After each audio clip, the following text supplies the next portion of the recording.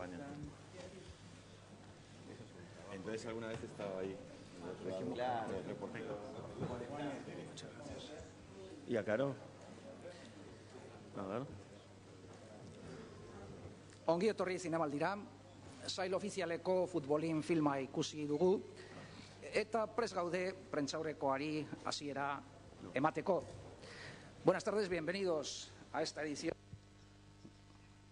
Ongi etorri Donostiko zinemaldira, futbolin filma ikusi berria dugu, eta gauza kontatzeko, haren zuzendaria daukagu, Juan José Campanella, Arturo Valls, aktore bat, eta Jorge Estrada, Manuel Polanco, Mercedes Gamero, eta Gaston Goralip ekoizleak, eta irrikitan daude zuen galderei erantzuteko. Beraz, mesedez, lehenbizikoa.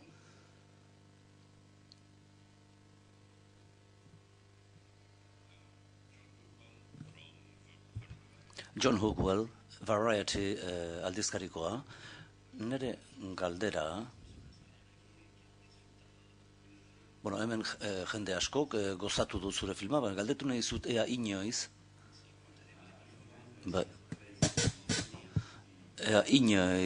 ikusi ahal izango duten gehiago, hau da,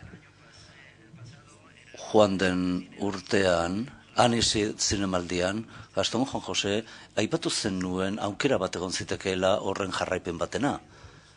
Eduardo Satxerik idatzia, uste dut ari zala idazten. Beraz, bigarren zati bat izango da futbolin filmarena edo goizegi alda?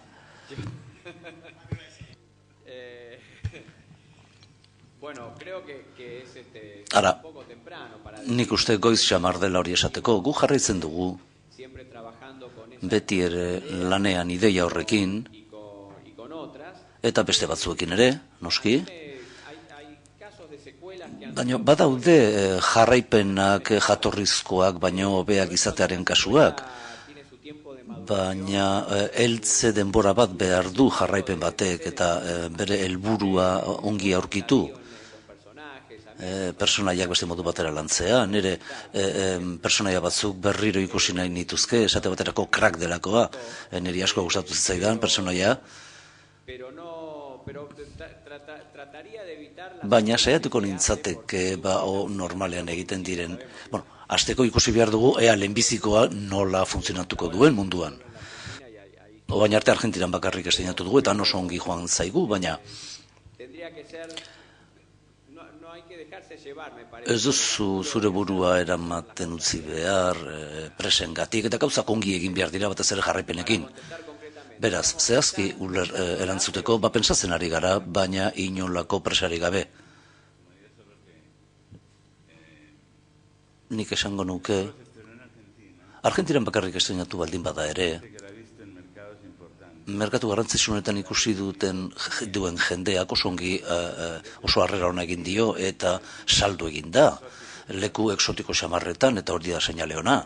Hala nola Korean, Tailandiako eskaintzak ikusi ditugu, eta leku horiek atipikoak dira, ekialde hurbila, Turkia, Rusia, beraz, uste dut egin duzuna oso universala dela, eta erdi tokikoa izango dela non nahi. Ze ongi lehenbiziko galdera izatea jarraipenaren inguruan, hori ez dago batera ezki. Kaixo, Juan Jose, egunon. Kaixo. Bai, azeto batik ezagutu zaitut. Begira, galdetunen nizun, pentsatzen dut film honetaz, futbolaren pasioak zinemara eraman nahi zen dituela, pentsatzen dut. Eta galdetunen nizun, ea inspiratu zaren kraken batengan, bereziren batengan, edo gaizki pentsatuak ote gara ikusten badugu antzekatasunik. Ez, sormenaren sekretua oso etereoa da. Ez zen izan futbolaren pasioak beste leku batera erabatzea, ni ez naiz futbolzalea, askotan esan dut. Baina futbola konturatzen naiz, futbolaren barruan gauza asko daudela eta gauza adierazten direla eta zuri beltzean beste pasio batzuk, bizitzaren grina, norbere burua genditzearen grina, eta hemen zehazki badugu protagonista bat, historia bat, protagonista Amadeoa da, bakarra,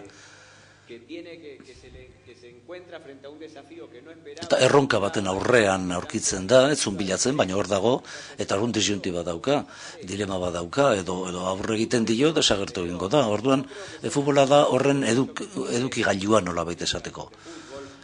Saiatu nintzen futbol film bat izan ez edin, ez daude referentziak benetako futbolarekiko, gaizki pensatuek besterik uste badut ere, baina uste dut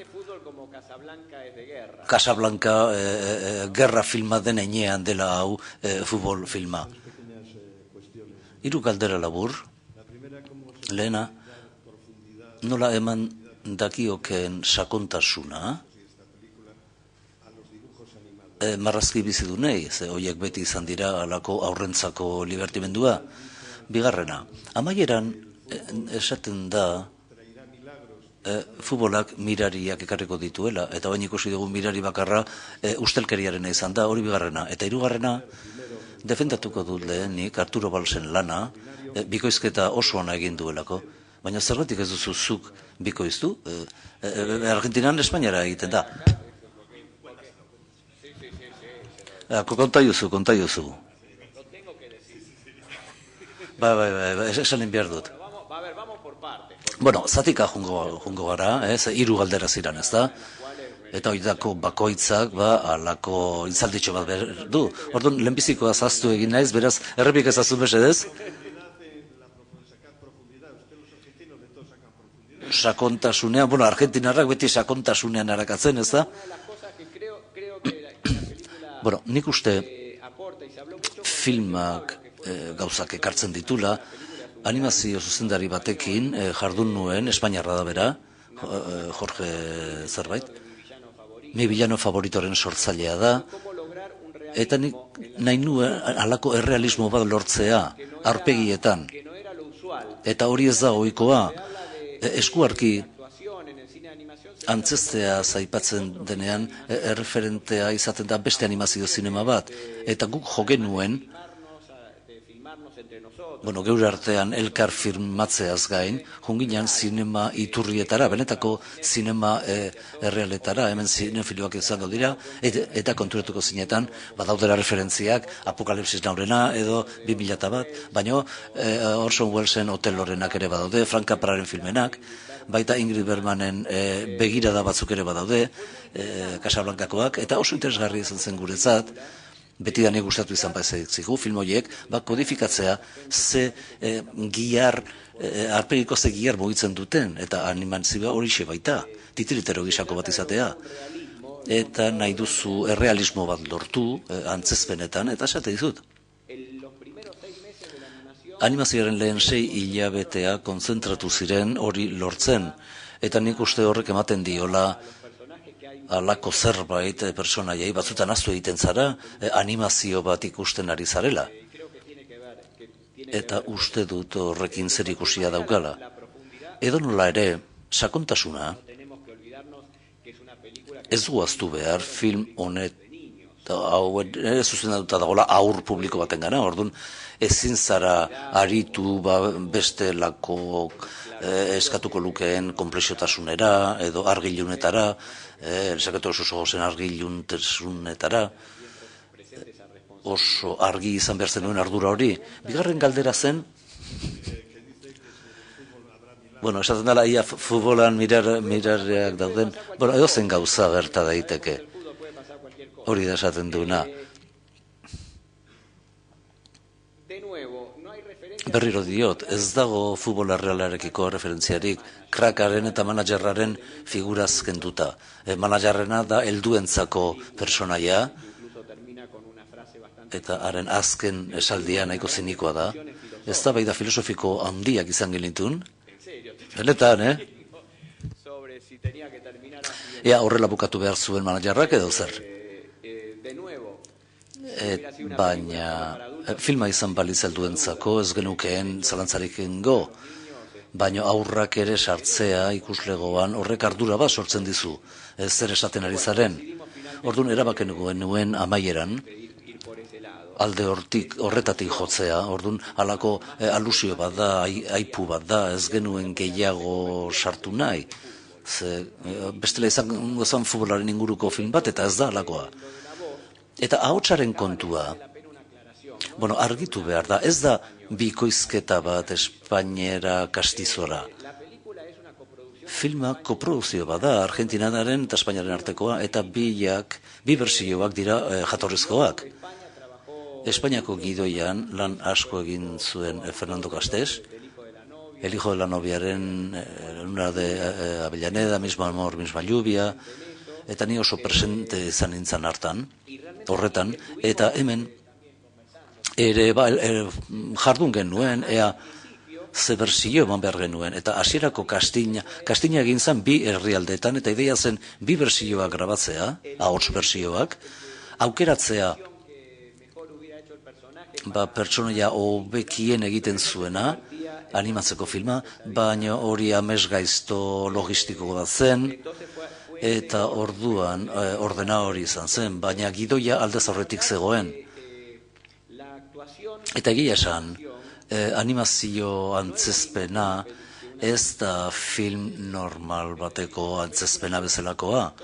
Benetako film batean aktore bat daukazu pertsonaiekiko, pertsonai bakoitzeko. Baina hemen aktoreak, antzezleak pertsonaren parte bat jartzen du, baina gero daude animatzaileak gainerako guztia egiten dutena. Antzezpenaren parte handi bat berbera da bersio guztietan, eta nahi genuena zen ikusleen gana iritsi, ahalik eta zuzenen, erarik zuzenean, eta espero dut galara datozenek, beren aurrak ere ekartzea, hori nahi nuke, ez dituzke 1500 heldu euki osonen film baten zai, galan, eta hori zaila izango litzateke. Lana egin dugu, ez bere personaiarekin, baina badaude jokatzaileak, Kadizekoa, esate baterako, edo Kordoba, jatorrizkoaren Kordobos, besa, gu bezain gutxi ulertuko zenukete. Eta Argentinako historiaz jarduten ez duen ez filmak, baizik eta oso intrinsekoki argentinarra da, Luna de Avellaneda bezala, Secretos de sus ojos bezala. Beraz, erabakia zen bi jatorrizko bersioetatik, hemen eman dugu Espainiarra eragin gehiago izan dezan, eta denek ulertezaten. Baina gustatu egin zaizuen nola esan dudan. Eta beak ahots honena dauka personaiaren zat.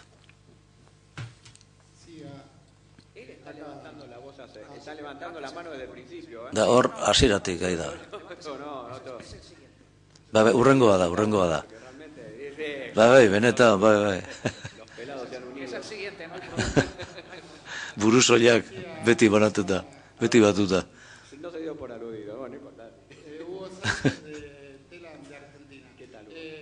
Hugo Sánchez, Argentinako tela. Galdetunen izun, ea sorpresa izan zen, zinemaldia irekitzeko aukeratu izatea, da alde batetik argentinarra da, eta bestetik animazio filma da, eta ez da oso ohikoa animazio film batek gisa honetako zinemaldi bat irekitzea. Ez, baina koproduzio bat da, Espainiaren eta Argentinaren artean, beraz film nazionala da, bi aldeetan. Eta bai, harrituta gatu ginen, baina atsegina izan zen, sorpresa. Arrisku bat da, jokaldi handia da, zinemaldia, konfiantza handia ematen diona filmari, baina aldi berean, ongi dator animazio industriaren zat, nola Argentinan ala Espainian, guk uste balditzetan gaude lehiatzeko nazioarteko alorrean, badago aurreiritzi bat, zalantzari gabe, denok dakigu gisa hontako filma edo maila teknologikoa, maila hori bakarrik egin daitekeela Hollywooden, eta ordin ongi dago ikustea ez dela egila, eta gure herrietan ere egin daitekeela hori, badagoela giza talentua, badagoela makineria badagoela, eta laguntza handia da guretzat zinemaldiaren aldetik, zen jakina antolatzaileek ez dute mango gustatzen zaien gauza bat, beraz lausengua ere bada. Orain bai. Bai, zer modu? Ongi zaude? Bai. Kitxo. Ez, lehenbizi.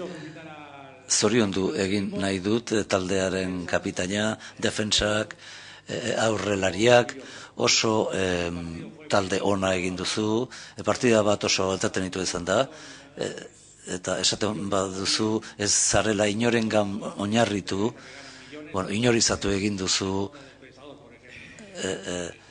pentsatzailea zein dan adibidez ez duzu esan. Baina galdera tekniko bat. Zergatik egin duzu 3 dimentsiotan? Galdera ona da, eta estualdi batean uzten nau, ez, begira. Kontua da, niretzat aurkikuntza bat izan da, 3Derena, konfiantza osoz esan behar dut. Film bat egiten duzunean maila honetakoa, iaia derrigorrez 3Deen izan behar du. Eta ikertzen hasi nintzenean gaian, orduan, gustatzen hasi zitzaidan. Ia inoiz ez duen ikusi 3Deko filmik. Eta gaia gustatzen hasi zitzaidan, ikusi nuen ez zitzaidala gustatzen, 3Dea denean gainera txistu botatzen zutenean, edo efektu modua erabiltzen denean, pantailatik gauzak irteten direnean. Baina uste dut filme oso garrantzitsuak, ala nola, Avatar, edo erabiltzen dutela gauza ia normal bat bezala. Filma era berean dago kontatuta. Aso gustatu zitzaidan, uste dut 3Dea ez dela irautza bat zineman, soinua izan zen bezala zineman, izan ere filmatzeko modua aldarazi bai zuen soinuak, aktoreak, gidoilariak, izan zen benetako irautza bat, baina bai nahi nuela zerbait egin kolorearekin. Horrekin aurrekontuak horrengo du noski. Aurrekontua ez da inbeste areagotzen, pixka bat bai, baina zain beste. Gehiena da 2 dimensioko bersioa. Baina uste dut, etapa honetan, kolorea hasieran nola reservatzen zen film handientzat, lo que el viento se llevó, baina gero eguneroko gauza bihurtu zen. Eta uste dut, 3D ere bide horretan doala. Asko gustatzen zait, masa hundien eszenak eta paisaiak eta horiek ez dut alderik nabaritzen 2 dimensioekin, baina eszena intimoetan uste dut iruditzen zaite antzokian zaudela. Hor hurbiltasun sensazio bat hartzen dut eta interesatzen zait hori. Eta iruditzen zait hori normal bihurtuko dela, irudipen hori daukat, eta preziotan ez dela alderik izango, eta kolorea bezala izango dela. Film normala eta egin dezakezula. Oain erabaki dezakezu txuri beltzean egitea, eta era berean nik uste dut bide horretatik joko dela. Gauzak hobetu beharrekoak daude. Gaur kursalen egon ginen atzo proba egiten, arazo bat konpontzeko argitasunaren batzue iruditzen zaigu, proiektatzen da 2 proiektagailuekin, eta oso ongi ikusiko da.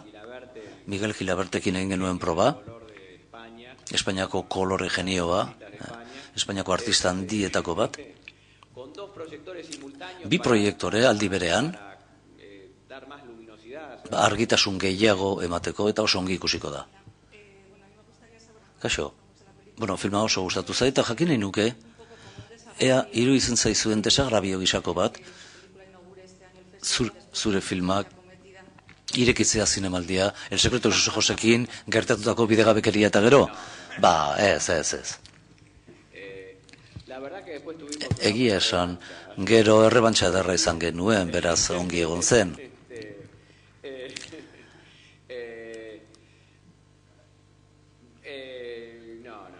Ez. No, está todo bien. Dana ongi dago.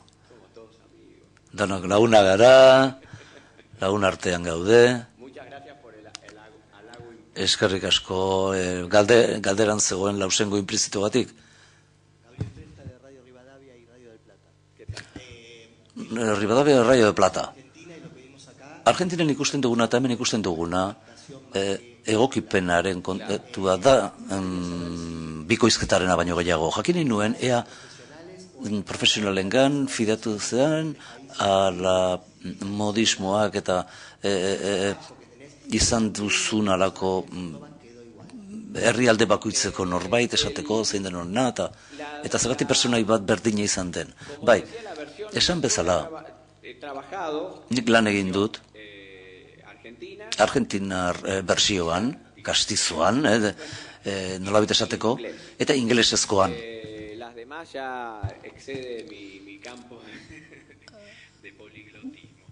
Gainerako hizkuntza, ja ez ditut menderatzen. Eta zein zan galdera, barkatu?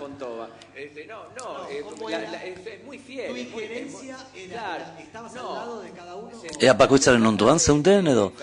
Bai, beira, Fernando nerekin lan asko egin izan duena, eta nirekin nik bezala pentsatzen du, lan asko egin izan du Espainian. Gustavo Ferrarekin ere lan egin izan dugu. Eta kontua da eustea espiritu horri. Argentinar filmaren espirituari. Zeuden lokalismoak izkeran, baina zeuden referentziak Argentinako historialekiko. Beraz, ez zegoen egokipen haundirik egin behar. Kontua zen nola erreskatatu umore hori, zentzu ironiko hori, gauza batzuek ez zuten funtzionatzen, inondik ere, txiste moduan, eta Argentinan parrea eragiten duena, eta hemen ez da ulertzen, ez? Baina oso fidela izan da, ironia unei eta samurtasun unei eusteari dagokionez, eta hori bai ari garela saiatzen, 3 bersio horietan eusten, film berdina izan dedin.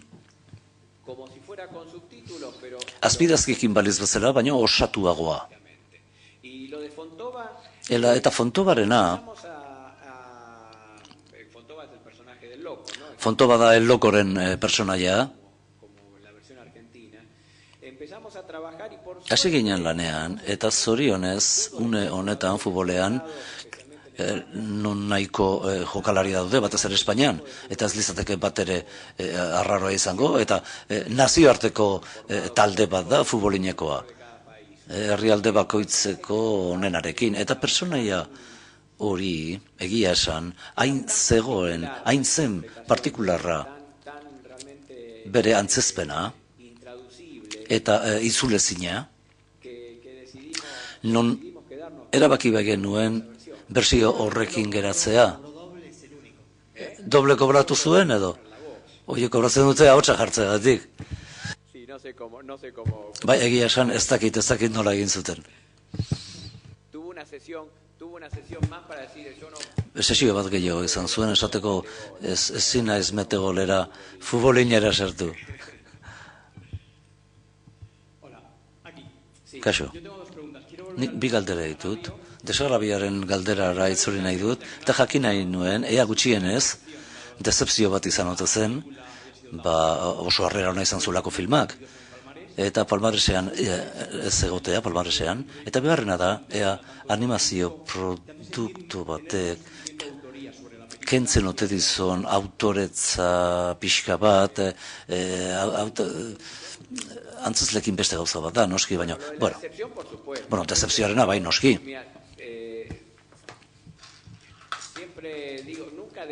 Nik beti diot, txikitatik, umetatik, ez zait gustatzen jokatzea. Beti diot, interesgarri egin dezagun, batez ere, joku batean sartzen zaituztenean, zerbait irabazi nahi dut, eta filmak izan zuen harrerarekin zerbait espero genuen, baina hori jokoaren arauak dira galtzea. Beraz, saiatzen naiz, Gauza bitxi bat gertatzen zaiz sariekin, eta kendu egin dut, saiatu naiz tristeziak entzea ez irabazteagatik, eta baita kendu dut irabazteak ematen dian poza. Eta oso gauza laburra da, nola poza ala tristezia.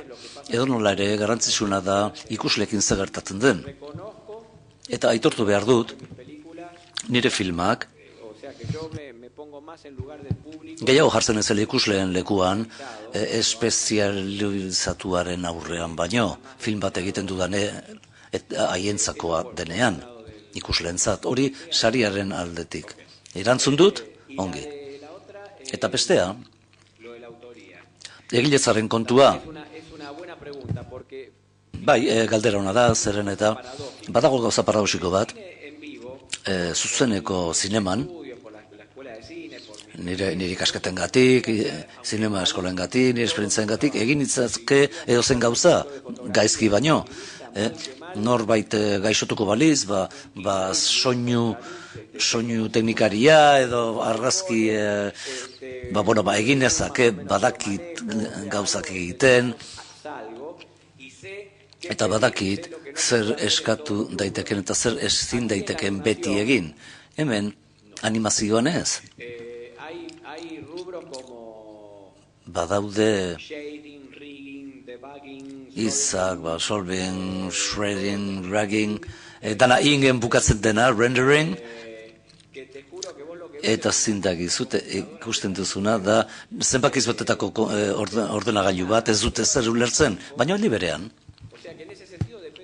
Beraz, zentzu hortan, hildo horretan, teknikarien iritziaren, eta teknikari artistaren iritziaren mendean nago.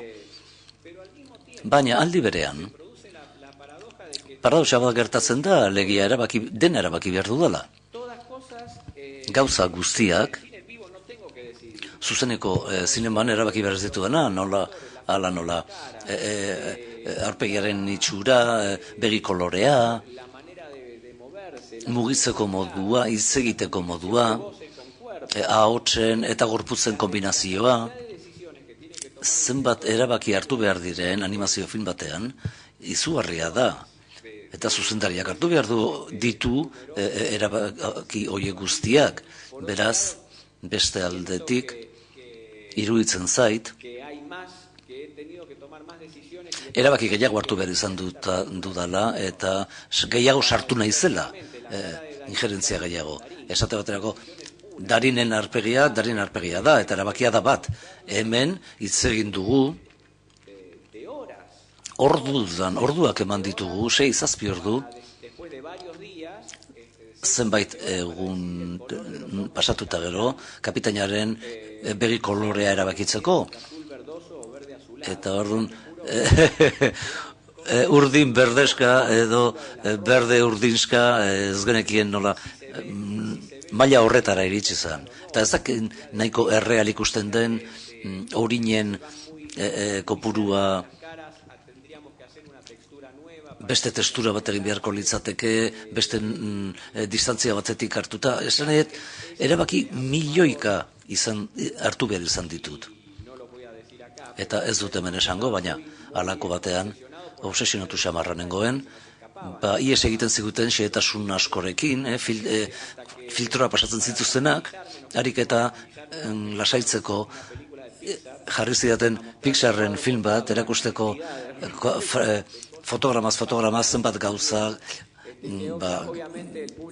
pasatzen zaizkien aiei ere, ikuslea ez da konturatzen, baina egiten ari zarenean, benetan sinestezina da zenbat xehetasun dauden. Beraz, bestalde, uste dut, irude den egotea merezi zuela. Arratsaldeon. Irutu zait film oso interesgarri batez ere marrazki bizidunen ibilbidearen ondoren, gaur bezalako ikusi dugun bezalako filmak oso ongi modelatuta zegoen, hasieratik pertsonaiak oso samurrak, Laura bezala, eta bide batez Michelle Jenner aipatu nahi du, uste dut lan egin duela ere, bikoizketan. Nik gauza bat aurkitzen dio filmari, gustatzen zait. Gustatzen zait hasieratik dauden referentziak, Ciudadano Kane, Irmara Dulce, 2001, oso ongi daude, baina ez dire pixka bat astunak, pedanteak, errasegiak. Ez dakit, ez doa intentzio txarrarekin, Ez. Pero bien, te lo digo, de onda. Vos sabés que badakizu, mucho. Eso es algo que no me niri asko jamás en una película. oso ongi pasatu nuen, eta zuzeneko film baten ezingo nukeen egin. Para un niño, bueno, la de Irma la Dulce. Aur batentzat, Irma la Dulceren hori esplikatu behar diazu, ez? Hori ez neukan nik pensatuta, hori ausazkoa izan da. Ezaki zen. A ver, dale, micrófono. Ia, eman mikrofonoa. Iruitu zait, Halako musika bat haitzen da, antzekoa, filmaren antzekoa. Ah, mira, es una cosa francesadita. Eta agertzen da, bai, frantzesatu xamarra da. Mira. Bueno, no, esa no fue Ez, baina hori ezan intentzioz egin, Ez ezan gure asmoa. Pero tenés razón. Baina arrazoi duzu, bai? Gainera oindarrean gutxi ikusi dut berriro Irma la Dulce. Para mí es un juego, a mí me divertía mucho. Niretzat jolas bat da. Me divirtió mucho. Oso divertitu nintzen hasieratik, uste dut bizpahiru oso nabarmenak direla, jakina, zuk asko dakizu zinema klasikoaz, Como a mí me gusta también. nire gustatzen zait, Para muchos no son tan obvias. eta askorentzat ez dira nabarmenak, El Ciudadano, por ejemplo. Ciudadano Kanena esate baterako ez da horren nabarmena. Eta gauz horiek mutikoentzat dira, aurrentzat. Hemen ikusiko dute lehenbiziko aldiz, eta behar bada beren bizitzan ikusiko dute 2001 edo Ciudadano Kane edo... Bueno, yo te tiro acá. Casablanca, ¿dónde está? Casablanca, nun? A ver, Pensalo. hor betaurrekoak aldatzen egongo nintzen. Mr. Deeds Goes to Town, que no sé cómo se llama en Mr. This Goes to Town, ez dakit nola esaten dan espaineraz, La Vida, se llama en Argentina. El Secreto de la Vida, zan, bai, fankapraren bat. Y ese descubrimiento, ¿no? De ver... Eta aurkikuntza hori, ikusten bat dute 2001, ara, hau, kopiatu egin dute metegoletik, futboliletik. Pues es que a mí me gusta mucho, y uno fantasea... Nire gustatzen zait, eta fantasiatu egiten duzu filmak ez bukatzea, zure filmak ez bukatzea datorren urtean, urrengoan, baizik eta 10-20 urte barru ikustea, eta interesatzen zait. Eta gustatzen zait, 10 urtero ikusten ditudanean, zerbait ikusi dela nire bizitzan, eta irakurketa berri bat egiten dudala. Eta berriro diot, film hau zela aurrentzat, eta hori oso presente zegoen guregan, eta presente egon behar du azterketa batean. Azterketa bat egin nahi baldin bada. Eta aur hoiek ez dituzte film hoiek ikusi, aipatu dituzun hoiek. Eta divertitu nintzen, pentsatuz, norbaitek heldute ikusten badu, begira nondit datorren hau, orain ulertzen dut. Eta beste modu batean gozatzen dut, eta bar. Kaixo. Orain estreinatzen ari dira, zinematan,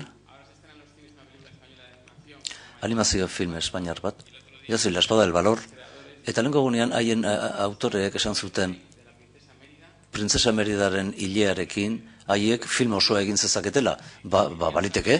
Orduan jakin nahi nuen, zein den zuen proportzioa, behar bada produktoreek itzen lezakete, aurrekontuan nola banatu den. Metegol batean, eta Pixar edo gu cateringin bakar gutxi gora bera egin genuen.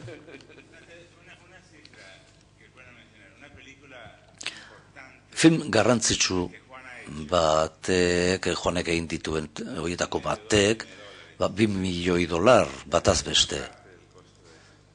Da honen 10%, eta hau berriz da film animatu garrantzitsu baten, 10 bat edo.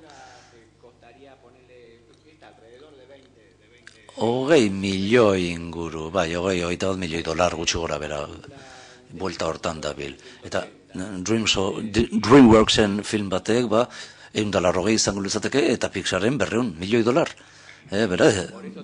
Gutxi gora bera hortan gabiltza, beraz, egiarena baliteke. Uste dut, gero eta gehiago, aurrekontu desberdintasun hori ez dela pantailan ikusten. Guk Argentinan estenatu dugu filma,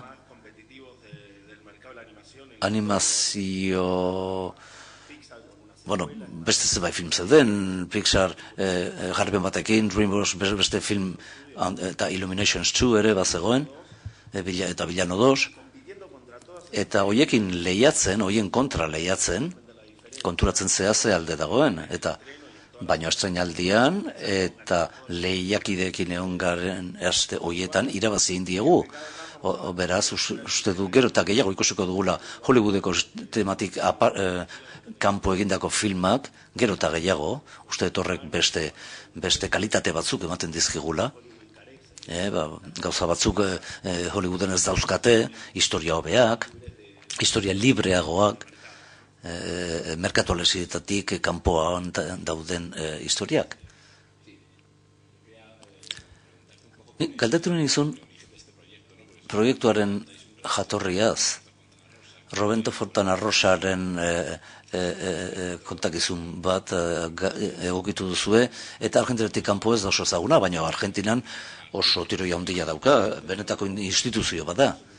Eta ez dakit, konta iguzu nola izan zen ipuia egokitzearen prozesua, eta Fontana Rosak ze pixu daukan Argentinan, eta ikusleak ikusi duten, topatu duten Roberto Fontana Rosaren uniberso hori. Bai, nik uste du baietz. Ipuia, en memoria de un win derecho, ez dauka argumentorik, oso laburra da, hiru horrikoa. Monologo bat da, futbolari batena, ez dizute esaten futbolin jokalaria denik, baina ateratzen dituen datuen gati konturatzen zara futbolin bateko jokalaria dela. Pele eta nik larun baton batean 100 gol egiten ditu tarrasalde batean, eta horrelako gauzak, ez da? Neri ez esan, liberoa gora eta bera, ez ni beti nere tokian, iruko lerroan, horrelako gauzak, ez da? Orduan oso txispagarria da, baina ez du historiarik. Orduan hasierako ostiko bat izan zen, oso ona, baina gainerako personaiak denak sortuak dira. Baina Fontana Rosak badauka Argentinan uniberso oso handi bat. Humorista grafikoa da, historiatak ditu, umore oso ezagugarria dauka, elkarrizketa oso ezagugarriak, ezen beste txisteak, baizik eta elkarrizketaren musikaltasuna, eta uste dut horri eutsi egin zaiola, eta gu, de facto, harreman handia dugu haren semearekin, bai ditu eskubidea, Fontana Rosa 2007 hil bai zen, eta oso pozik eta arro zegoen filmaz. Azken galdera bat, mesedez? Julia Montesoro, Argentinatik. Galdera da, batez ere ekoizleentzat, zeren eta alde batetik, oso zabal ikusten duzue aukera, jarraipen bat izatearen aukera, film honena, eta animazioan ere, eta lanean ari zarete, eredu hau zabaltzeaz, eta beste, eta kanpanelak esaten du atseden hartu nahi duela oraingoz, nik beti nahi dut atseden hartu. Oso nekatuta zaude, badakigu. Eta bestea da, bersioen gaira itzultzea, jakin nahi nuke, ia referentziarik eman dezakezuen? Errusian, Korean, nola ingo dituzuen bersio horiek, zeren? Oso Korea saldu berria dugu, ez dakit, baina korearrak eta lehia handia izan zen Toronton. Toronto da lehen filma zeinean film osoa ikusi den. Aurretik erosi dutenek, zatika ikusita erosi dutenek. Italian eta Korean lehia handia izan zen, korearrek bikoiztu egingo dute, italiarrek ere bai, eta hor nahiko dute Joanek parte artea. Errusiarrak izan ziren erosten lehenbizikoak eta kostu honekin diru asko eskatu behar genuen. Gure zinema tradizionalentzat. Eta erosleek esaten zuten, niri gustatzen zait, baina zuk diozuna ordaintzeko osorik ikusi behar dugu. Eta de facto esaten genia, ez dago arrazorik. Eta une honetan ari da gertatzen. Errusiarrek egin dute trailer bat, YouTubeen egongo dena, errusieraz ikus dezakezue. Horrelako zerbait.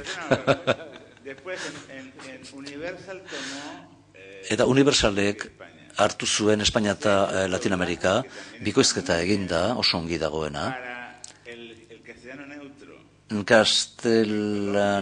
Castellano neutralarentzat, Kolombia, Mexiko eta gainerako Latinoamerikoan, gaztelera neutroan pasatuko da, zinema mexikarreko eta beste leku batzutako izar honekin. Brasilen portugesera bikoiztu da eta ikusi dut, eta egia esan oso ongi ematen du.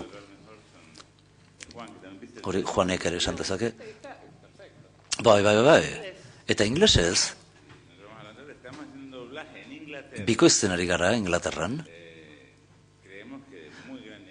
uste dugu maila handikoa. Rupert Grint da bikoizletako bat, Anthony Head, ez nezu hartzen gehiagoz, baina bi gidoi egin dira, hori ez da gidoi aldatzea, baina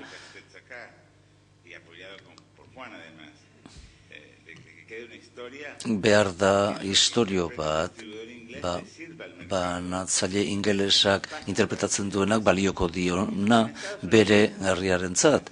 Eta estatu batuetan ere, banatzaile handiekin ari gara izketan, eta behar bada han ere estreinaz, bersio amerikar batez hitz egiten dute, denbora gehiagorekin. Eta niri sorpresa bat izan da, filma ez dala zahartuko. 2014 pasatzea estatu batuetan ez zaila jola. Estatu batuetan ez zaila jola, zer gertatzen zaila. Den usteko dute bertako film bat dela, estatu batuetan egina, Tom Hanks ondoan edo dena delakoa.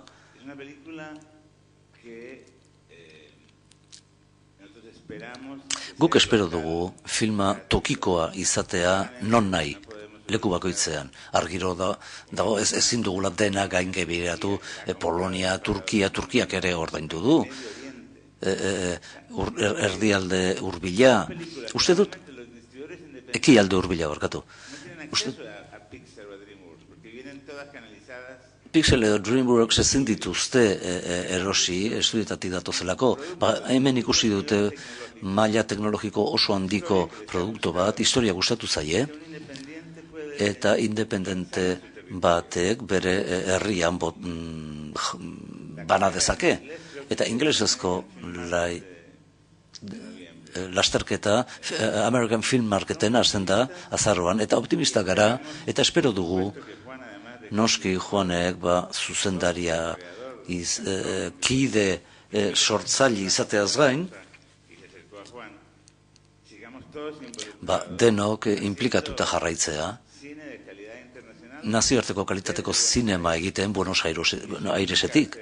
Eta horrek dakar beste mota bateko produktua egitea, kanpotik ere datozkigun gauzak, beste historia batzuk, eta espero dut, futbolin, metegol, frankizia bat izatea, beste gauza batzuekin, Hollywoodeko beste gauza batzuk bihurtu diren bezala, industria bat sortzen ari da. Oso hasieran gaude, apalak gara, badakigu zaila dela, bidea luzea dela, baina lehen urratsak egin dira, garrantzitsuak eta zuek izan zarete lehenbiziko lekukoak. Film hau ez da kanpoan ikusi. Gaur gabean ikusiko da lehenbiziko aldiz. Nik zehaztu nahiko nuke, ze hasieratik filma horrela diseinatu zen.